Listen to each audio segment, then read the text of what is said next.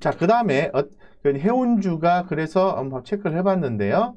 예, 그래서 이제 페노션 HM의 대한항공 KSS 해운이 오늘 제가 주목하는 섹터의 종목들이다라고 또 말씀드리겠습니다. 그리고 전일에 미국 시장이 또 올랐죠. 그래서 미국의 10년물 국채금리가 장중 1.35%가 올라가고 장기 채권 금리 상승 시에는 보험과 은행 이렇게 주목을 받는다고 말씀을 드린 바가 있습니다. 그리고 금리가 올라가게 돼 금리가 저금리가 되면 성장성을 주목받게 되는데요. 금리가 내려가게 되면 성장성을 주목받게 되는데 저금리면은 금리가 상승하게 되면은 가치주가 주목을 받는다는 말씀을 앞전 시간 예임수 박사님의 코너에서 제가 말씀을 드렸습니다. 그래서 금리가 최근에 올라가고 있는 상황이기 때문에 좀 뭐 보험주나 은행주 같은 거 손이 잘 안 가시잖아요. 그러면은 보험 은행에 뭐 ETF 이런 걸 좀 거래하시면 괜찮아요.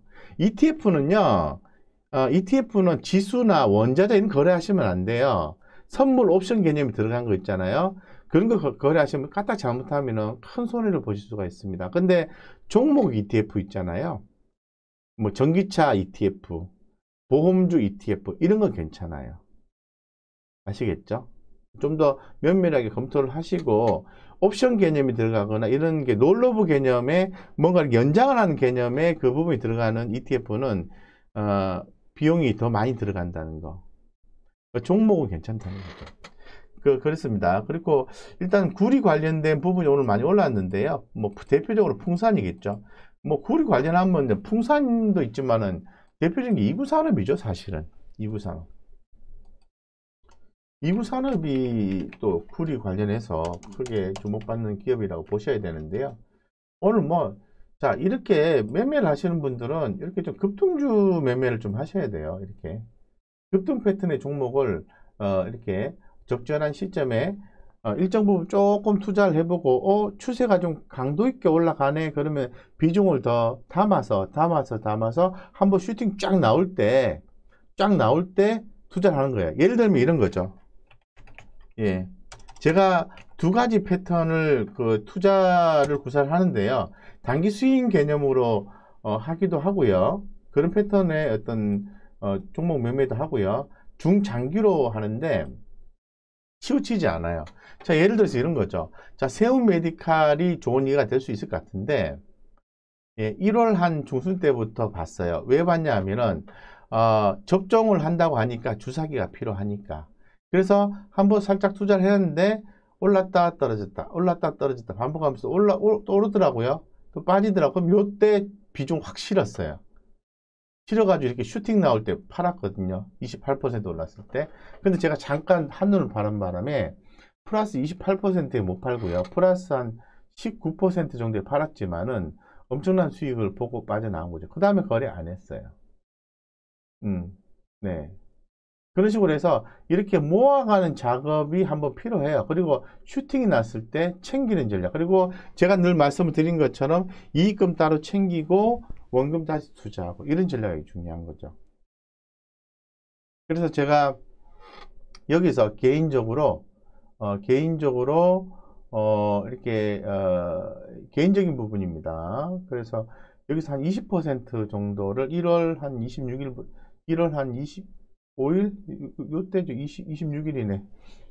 이때부터 이렇게 분할해서 매수해서 2월 19일이니까 한 달 조금 안 되게 그 정도 수익을 거둬 드린 거죠.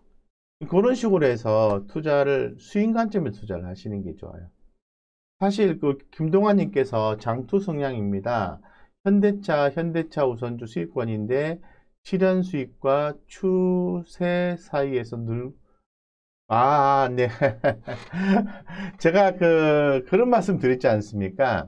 현대차 같은 경우에는 지금, 아까 우리 예민수 박사가 얘기를 한 것처럼 지금 삼성역 옆에 있는 한국전력 부지를 사고 난 뒤에, 거기에 빌딩을 짓겠다고 했는데 그 층수가 계획의 한 중간 정도 수준이라는 거잖아요. 거기서 나오는 세이브 되는 돈이 한 2조 뭐 3조 된다고 하는데 그 돈 가지고 성장성을 확보하겠다. 누가 얘기를 했죠? 예, 현대차 그룹의 회장이 얘기를 한 거죠. 정의선 회장이요. 그래서 그렇다면 아무래도 정의선 회장이 현대차 그룹에 대한 지배력을 강화하는 그런 부분들이 계속 진행된다고 보셔야 될 것 같습니다. 그래서 제가 감히 좀 말씀을 좀 드리는데 현대차 그룹은 수익이 더 날지 밑으로 빠질지는 저도 잘 모르겠어요. 근데 한번 배짱식으로 한번 지배구조가 완성되기 되는 시점까지 한번 계속 보유해 보는 것도 한번 배짱식으로 투자해 보는 것도 괜찮을 것 같아요. 현대차 같은 경우는. 예. 왜냐하면 지배구조가 개편이 된다는 것은 기업 가치를 올리기 위한 작업이지 내리기 위한 작업은 아니거든요. 근데 시장이 어떻게 해석을 해주느냐에 따라서 주가가 올라갈 수도 있고 떨어질 수도 있는 거죠.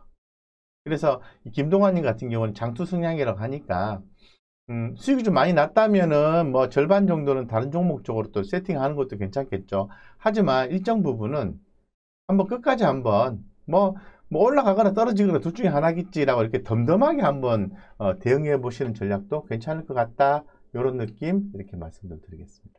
아시겠죠? 자, 계속 이어서 말씀드리겠습니다. 자, 그래서 이 구리 관련된 종목들의 어떤 관심도가 좀 집중이 되는데요. 읽어볼게요. 자, 구리 선물 가격 연일 강세. 예. 코로나19 위축됐던 기업활동 재개, 보복, 보상적 소비 수요 급증에 따른 전자제품 수요 급증. 제가 그런 말씀 드렸잖아요. 코로나19 이후에 접종 이후에 보복 소비가 나올 것이다.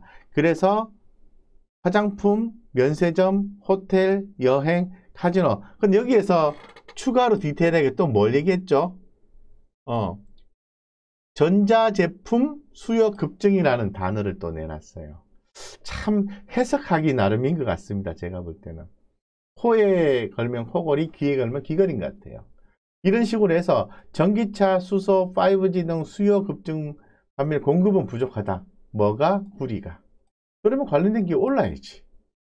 근데 중요한 거는 이게 오늘 구리 관련된 종목이 오늘 하루 만에 이슈냐 아니면 내일도 모레도 아니면 조금 좀 쉬었다가 또 이렇게 또 영향을 미칠 수 있는 이슈냐 이걸 우리가 판단을 해야 돼요. 만약에 후자의 개념이라고 한다면은 지속적으로 보고 베팅을 해야 되는 거죠. 그게 중요하다 생각합니다. 한번 고민 한번 하실 필요가 있을 것 같아요. 예, 그래서 오늘 그런 종목들의 움직임이 있었다고 말씀드리겠습니다. 자, 그리고 자, 오늘 우리가 한번 제가 지금 본격적으로 우리 이 한국증권 TV에서는 제가 지금 회원님들을 모시고 있지는 않아요. 예, 제가 뭐 개인적으로 조금 더 좀 서비스를 좀 드리고 싶어서 조금 시간적 여유를 두고 좀 하고 싶다는 생각이 들어서 안 하고 있는데, 자, 메디톡스를 가지고 우리가 한번 매매를 해서 수익을 한번 내보는 퍼포먼스 해보시는 것도 괜찮을 것 같아요. 자, 메디톡스에 제가 투자 포인트를 한번 말씀을 한번 드려볼게요.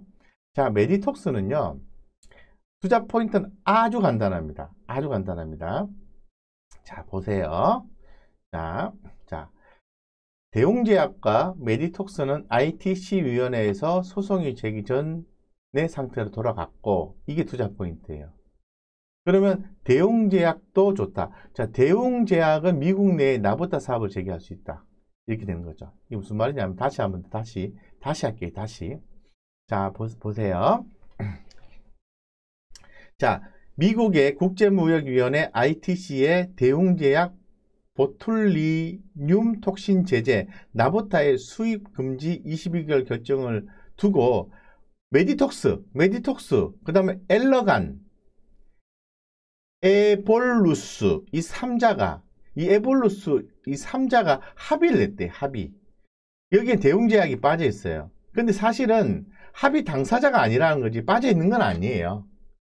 이 에볼루스라는 것은 대웅제약의 미국 파트너사가 에볼루스예요. 결론적으로 다 들어있는 건데 그냥 메디톡스, 엘러간, 에볼루스 3자가 합의했다. 그래서 어떤 결과가 나왔죠? 합의했으니까 끝난 거잖아요. 그럼 메디톡스는 대웅제약의 미국 파트너사 에볼루스의 지분 주식 16.7%를 취득했다. 보상을 받았다는 거예요. 그리고 돈 받았다. 예. 자, 에볼루스는 메디톡스와 엘러 간의 합의금 총 380억 원을 달러를 2년간 분할해 지급하고 나보타 매출에 따른 로열티를 지급받기로 했다. 예. 그렇죠? 그래서 서로 이제 잘 해결을 한 거죠. 그렇다면은 메디톡스한테 이득이 되는 거죠. 이득이 되는 거죠. 자, 그러면은 자, 메디톡스 오늘 상한가 갔어요. 자, 상한가 갔다 가기 전에 시장에서 어느 정도의 판단을 해주는지를 좀 봐야 되겠죠. 예, 봐야 되겠죠. 한번 컨센서스를 한번 볼게요. 오늘 메디톡스에 대해서 상한가 좀 나온 것 같은데 어쨌건 재무적 안정성이 튼튼하고 지금 상당히 메디톡스가 실적이 안 좋아요. 매출이나 영업이 이런 부분이 안 좋거든요. 이런 부분이 앞으로 좀 개선될 여지가 있는 건데 당장에 개선될 건지를 지켜봐야 돼요. 근데 분명한 거는 앞으로 이러한 부분들을 해소하고 상황이 나아질 수 있다. 예. 이렇게 보는 거죠. 그렇기 때문에 현재 지금 메디톡스에 대한 목표가는 어느 정도 얘기를 하냐면은 오늘 너무 많이 올랐던 것 같은데요. 제가 보니까 볼게요. 지금 30만원 오늘 목표가 투자기준 상향에서 30만원 얘기했고요. 네, 그 다음에 하나금투에서 작년 12월 18일 날 ITC 최종 판결에서 승소 확실하게 챙기면은 40만원. 그러면은 오늘 상한가하고도 상방여력이 남았다는 거잖아요. 자, 그러면은 요 종목 한번 살짝 척후병 보내고 추세가 살아나서 올라가게 되면은 규모 있게 투자해서 한번 5%든 10%든 먹을 수 있는 여지가 있겠죠. 왜 있을까요? 시장의 관심도가 높아져 있으니까. 그 변동성을 이용해서 수익을 챙겨가는 전략이 유효한 종목이고 메디톡스에 대해서 아주 장기적으로 긍정적으로 보시는 분이라면 모아가는 전략도 괜찮겠죠. 그래서 영업이익이 컨센서스가 1분기에 전분기 대비해서 191%가 증가가 되고 그리고 2분기 때는 50% 증가된다고 하니까 괜찮은 거죠. 순이익에 대한 컨센서스는 제공이 안 돼 있어요.